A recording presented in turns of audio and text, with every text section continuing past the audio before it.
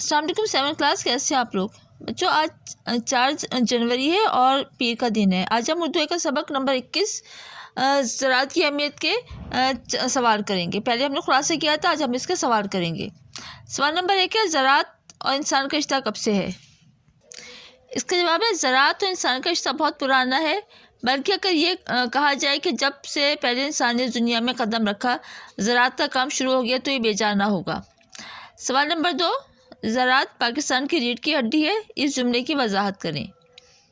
اس کا جواب ہے پاکستان بنیادی طور پر ایک زرعی ملک ہے، اس کی ترقی کا انحصار زراعت پر ہے، اس لیے زراعت کو پاکستان کی ریڑھ کی ہڈی کہا جاتا ہے۔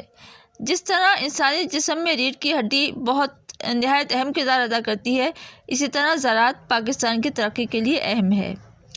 سوال نمبر 3 ہے، قدرتی کھاد سے کیا مراد ہے؟ اس کے علاوہ دوسری کھاد کون سی ہوتی ہے؟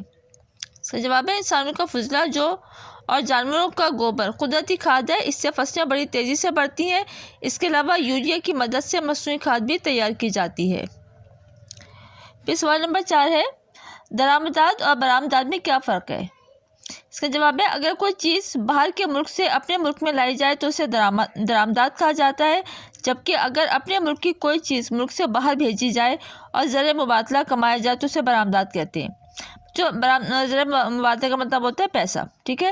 یہ سوال آپ نے کاپی پر کرنا ہے اور اس کو اچھی طرح سے یاد بھی کرنا ہے۔